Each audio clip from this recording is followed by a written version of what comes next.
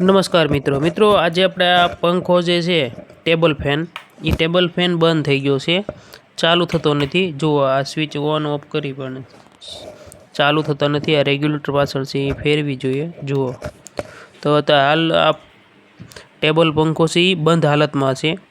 તો ચાલો મિત્રો આને આજે આપણે ઘરે બેઠા રિપેર કરતા શીખીએ। તો મિત્રો આ જે ઢાંકણ છે પાછળનું જે પતરાનું તેને આપણે ખોલી લઈશું ફટાફટ। 3 બોલ છે તો 3 બોલ આપણે ખોલી લેવાના છે। મિત્રો કોઈ પણ વસ્તુ તમે ઘરે બેઠા રિપેર કરી શકો છો। આપણે નવું શીખો ગુજરાતી ચેનલની મુલાકાત કરજો।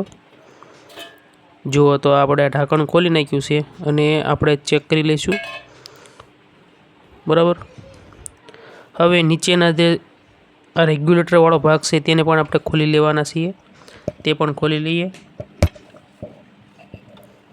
તો ફટાફટ હું તેના પણ સ્ક્રૂ ખોલી લઉં છું।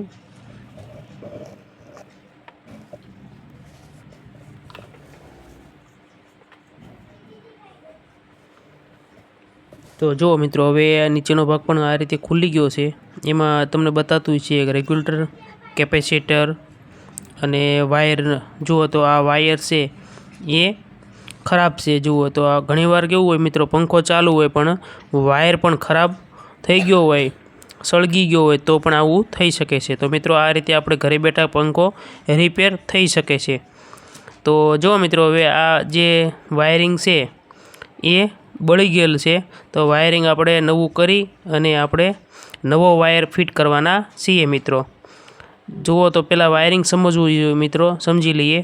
જો આ અંદરના વાયરિંગ છે કોઇલ સાથેના, અને કેપેસિટરના વાયર આપેલા છે, અને આપણે રેગ્યુલેટરના જો પણ વાયરિંગ તમે જોઈ શકો છો। આ રીતે નવો વાયર આપણે લગાવશું તો આપણે ત્યાં અહીંયા લગાવેલ છે જે ટેપ ખોલી અને ડાયરેક્ટ આપણે નવો વાયર લગાવી દઈશું। ઘણીવાર રેગ્યુલેટર પણ ખરાબ થઈ ગયું હોય તો મિત્રો તો ડાયરેક્ટ વાયર કરી અને તમે ચેક કરી શકાય છે કે ખરાબ થઈ ગયું કે નહીં બરાબર। તો રેગ્યુલેટર ડાયરેક્ટ શેડા કરીને ચેક કરી શકાય છે। તો આપણે હવે પંખો જે છે આ ટેબલ ફેન એને આપણે સાફ સફાઈ કરી લઈશું। આની અંદર જે ધૂળ વધારે ભરાઈ ગઈ હોય તો પંખો આપણો ચોંટી જવાની શક્યતા રહે છે। તો ચોંટે નહીં એ માટે આપણે ધૂળ પણ સાફ સફાઈ રાખવાની છે। જે આની અંદર જે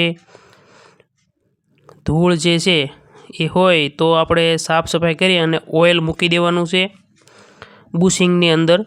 આ જે પાછળ ભાગ દેખાય તેમાં બુશિંગ હોય છે, તો બુશિંગની અંદર આપણે ઓઇલ નાખી અને પંખો સારી રીતે ફરે એ રીતે આપણે સફાઈ કરી દેવાની છે। અને આ ઢાંકણની અંદર પણ ધૂળ વધારે છે તો ધૂળને પણ આપણે સાફ કરી લઈશું। મિત્રો નવું શીખો ગુજરાતી ચેનલને સબસ્ક્રાઈબ કરી દેજો। હું અવનવા વિડીયો રિપેરિંગના અને ઓનલાઈનના મૂકતો હોઈશું, તો જરૂરથી સબસ્ક્રાઈબ કરી દેજો। હવે મિત્રો આપણે નવો વાયર લીધો છે એ વાયર આપણે લગાવશું।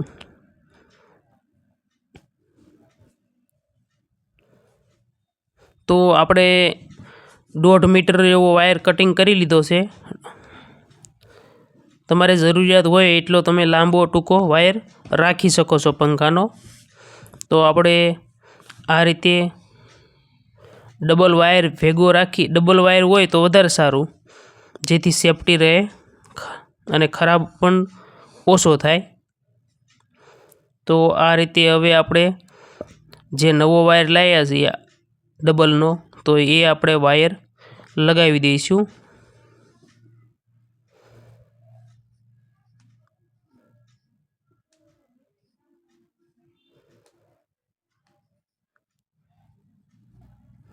જો મિત્રો તો અહીંયા આપણે જે વાયર, જે જૂનો વાયર હતો તે આપણે કાઢી લઈશું અને આપણે ડાયરેક્ટ આ વાયર સોલીને ડાયરેક્ટ આ આપણે જે કાઢ્યો વાયર ભૂલાય નહીં એ માટે ડાયરેક્ટ તમારે લગાવી દેવાનો છે। જો આ રીતે લગાવી દીધો। હવે પેલો જે આપણે કટકો હતો ત્યાં આપણે બીજો ભાગ લગાડી દઈશું અને સાથોસાથ ટેપ પણ મારી દઈશું, જેથી શોર્ટ સર્કિટ ન થાય અને આપણને પંખાને અડીએ તો શોર્ટ પણ ના લાગે, એટલે ટેપ ફરજિયાત મારી દેવાની છે મિત્રો। હવે આ ભાગનો છે આપણે ત્યાં પણ વાયર કાઢી લઈશું આ રીતનો ઓલો કટકો, પહેલો અને નવો જે વાયર આપણે છે એને આપણે અહીંયા લગાવી દઈશું અને ટેપ મારી દઈએ।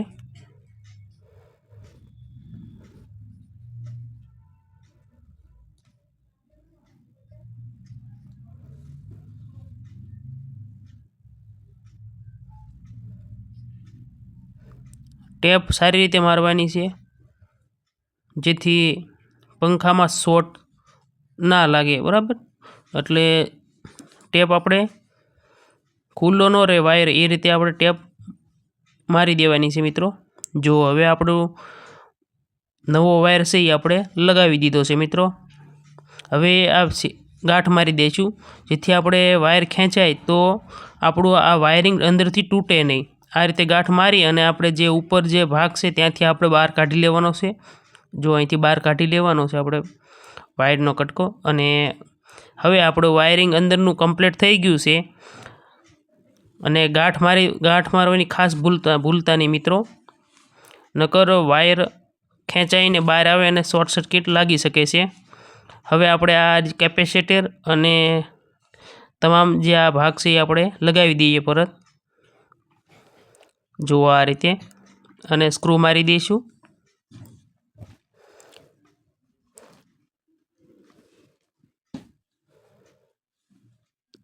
આ કેપેસિટરને આપણે ઉપરના ભાગે લગાડી દઈએ અને આ રીતે દબાવી દઈશું એટલે આપણું જે રેગ્યુલેટર છે નીચે અડે છે એ અડશે નહીં।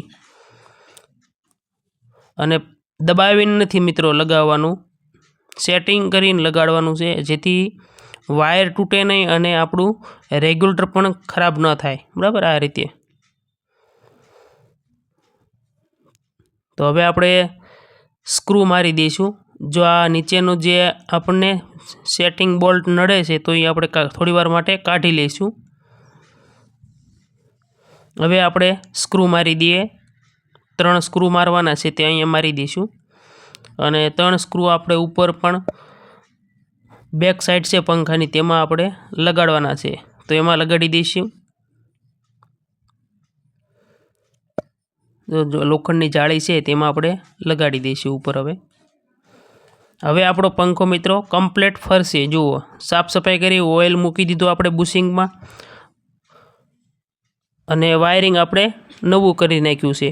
જો આ વાયરિંગ આપણે નવી પિન લગાવી દીધી અને હવે આપણે ચાલુ કરીને તમને હું બતાવીશ મિત્રો। તો જો મિત્રો હવે આપણો પંખો ફૂલ સ્પીડમાં ફરવા મળ્યો છે અને રેગ્યુલેટર પણ કામ આપે છે। જુઓ, ધીમો ફૂલ થાય છે। તો મિત્રો તમે ઘરે બેઠા પંખો રિપેર કરી શકો છો। તો આપણી ચેનલને સબસ્ક્રાઈબ કરજો। Thank you.